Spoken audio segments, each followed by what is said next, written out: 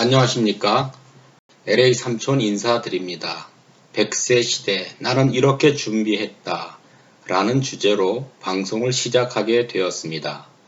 미국 생활 35년, 100세 시대 준비 25년의 경험을 토대로 함께 소통의 장을 마련하고자 방송을 하게 되었습니다. 100세 시대를 대비하여 제가 무엇을 어떻게 준비하였는가에 대한 방법, 과정, 결과, 그리고 성공적인 100세 시대를 위해 갖추어야 할 덕목 등을 이야기하려고 합니다. 저는 이미 100세 시대와 관련한 글을 수필 형식으로 수년 전에 여러 편을 써 놓았습니다. 따라서 방송의 진행은 제가 선정한 저의 수필을 읽고 간단한 설명을 덧붙이는 방식으로 진행하겠습니다. 오늘 첫 방송의 제목은 멀리 보고 천천히 가다입니다. 그러면 먼저 수필을 낭독하도록 하겠습니다. 나의 삶에 반드시 어떤 모토를 가지고 살아야 한다는 생각을 하지는 않았다. 꿈을 펼쳐야 할 나이 때문이었을까? 30대 후반에 들어서며 나는 역사소설에 흥미를 느끼기 시작했다. 역사 속에서 전개되는 많은 승패의 갈림을 보면서 인생 경영의 묘수를 구하기 위함이었을 것이다.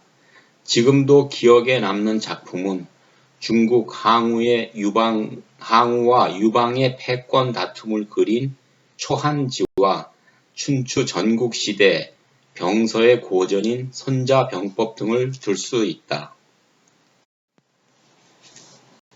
그 와중에 만난 책이 소설 대망이었다. 전란의 소용돌이 속에서 참고 기다리며 마침내 전 일본을 통일, 막부 정권 260년을 탄생시킨 인내와 지모의 장군 도쿠가와 이에야스의 일대기를 그린 작품이다.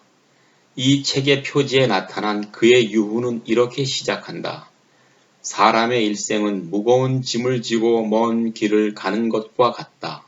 서두르지 말지어다. 나는 이 소설 속 주인공의 인생 철학 일부를 수용하여 내 인생의 모토로 삼고 지난 20년 동안 그것과 함께 살아왔다. 그리고 오늘 이 글의 제목으로 달았다. 역사의 많은 영웅호걸과 위인들 가운데 나는 왜 그를 선택했을까? 나는 미국 생활 초기부터 한인들을 상대로 재무, 회계 분야에서 일을 했다. 한인들의 대부분은 대단히 부지런한 반면 매우 성급했다. 타민족은 물론 한인 신문에서도 우리 한인들의 가장 큰 장점으로 부지런함을, 가장 큰 단점으로 조급함을 꼽았다. 나 또한 예외는 아니어서 여러 차례 시행착오를 거치며 성급하게 행동했던 일을 후회하곤 했다. 합리성과 계획성을 중요시하는 미국에 살면서 나는 이러한 졸속주의를 심각하게 반성하고 있었다. 이 책은 이 시기와 때를 같이 했고 나는 그에게서 느림의 미학을 보았기 때문이다. 나는 이 즈음에 LA 남쪽에 위치한 회사에서 일할 기회가 있었다. 본사를 한국에 두고 있던 회사는 자신감을 가지고 미국에 진출했다. 공장 근로자만도 약 200~300여 명을 고용할 만큼의 규모였고 자금력이나 기술, 경험 등을 탄탄히 갖추고 있었다. 청사진은 좋았으나 미국 현지 경험이 부족하여 얼마 지나지 않아 생산, 인사, 행정 등 모든 면에서 문제가 발생하며 사태가 심각해졌다. 특히 생산 및 판매에 많은 차질을 빚으며 손실과 상처를 안은 채 고국으로 돌아가야 했다. 모든 직원, 특히 한국 본사에서 온 직원들은 더 열심히 일했다. 열심히라는 표현보다는 조급하게 또는 빨리빨리가 더 정확한 표현이다. 만일 미국 현지 상황에 서서히 적응해 가면서 작은 규모로 사업을 시작했더라면 오히려 실패할 확률이 상당히 낮았다. 나는 이러한 사례를 주변에서 보고 들을 때마다 나의 모토를 마음에 새기며 천천히를 속으로 외쳤다. 걸어가면 성공할 일을 뛰어가서 실패하다니. 역사적으로 오랫동안 가난과 전쟁으로 인한 질고의 세월을 살아온 한국 민족에게 빠르고 부지런함은 최고의 미덕이었으며 생존의 조건이었는지 모르겠다. 이런 환경에 익숙한 민족에게 수년 또는 수십 년 앞을 내다보며 천천히 가자고 요구하는 일이 무리일 수 있다. 그러나 새로운 환경은 새로운 미덕을 요구한다. 변화와 개혁, 창의력을 요구하는 이 시대를 살면서 앞만 보고 달리는 자세는 소통의 부재를 초래하며 졸속과 탐욕으로 이어지기 쉽다. 등산을 시작하며 삶의 속도를 늦추려 노력했다. 천천히 가면 보이는 것이 많아진다.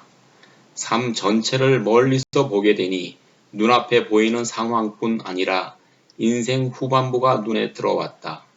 수명이 길어지는 상황에서 인생의 행복이 후반부에 의해 결정된다는 생각을 하게 되었다. 앞만 보고 달린다고 노후의 행복이 저절로 오는 것이 아님을 알게 되었다. 악기나 외국어를 배우는 것처럼 꾸준한 노력을 통해 완성해 나가는 과정이었다. 인생을 마지막까지 잘 끌고 가려면 무엇을 준비하며 살아야 할지를 생각했다. 나는 준비의 많은 부분을 커뮤니티 칼리지에서 도움을 받았다. 컴퓨터를 시작으로 일주일에 한 번은 배움의 시간을 가지려고 했다.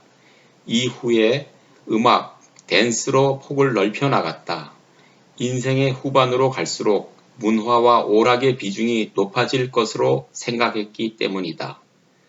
생각대로 되지 않을 때에는 잠시 쉬었다 다시 도전했다. 멀리 보고 걷는 길이기에 서두를 이유가 없었다. 배움에 따르는 긴장과 어려움도 있었으나 이 시간을 시대와의 소통, 미래를 위한 투자, 안목과 식견을 높이는 기회로 해석하며 꾸준히 지속해 나아갔다. 10년이 지나자 준비한 각 분야가 어느 정도 궤도에 올랐다. 캘리포니아의 산, 그리고 눈부신 태양과 함께 나의 삶이 잘 연그러 가는 듯한 느낌이었다. 동네 도서관, 북스토어, 어덜트 스쿨, CD 프로그램 등 주변에 주어진 환경을 활용하고 기회를 창조하고 축복에 감사하는 삶에 익숙해졌다. 그렇게 다시 10년이 지나갔다. 오늘날 최고의 화두 중 하나는 100세 시대이다. 각종 대중매체, 세미나, 강연에서는 100세 시대를 위한 대비책 마련에 분주하다. 나는 이미 그 준비를 착실히 하고 있었다. 천천히 가고자 하였으나 오히려 앞선 느낌이다. 앞만 보고 열심히 달리는 자세는 다분히 감정적이다. 그러한 삶이 과거에는 성실한 삶의 큰 몫을 차지했다. 이제는 차분하고 계획적인 인생 설계도에 근거한 삶을 추구해야 한다.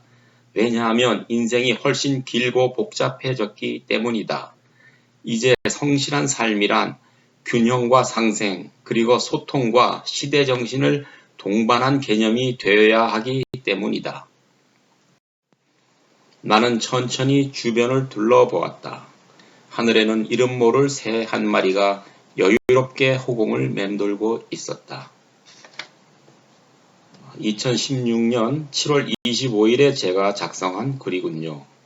이 글의 제목 멀리 보고 천천히 가다를 인생의 모토로 삼고 100세 시대를 나름대로 준비해 왔습니다. 앞으로 자세히 그리고 구체적인 내용들을 이 방송을 통해 제시하겠습니다. 많은 분들이 댓글로 동참해 주셔서 활발한 의견이 교환되는 소통의 장이 되기를 바랍니다. 시청해 주셔서 감사합니다. 안녕히 계십시오.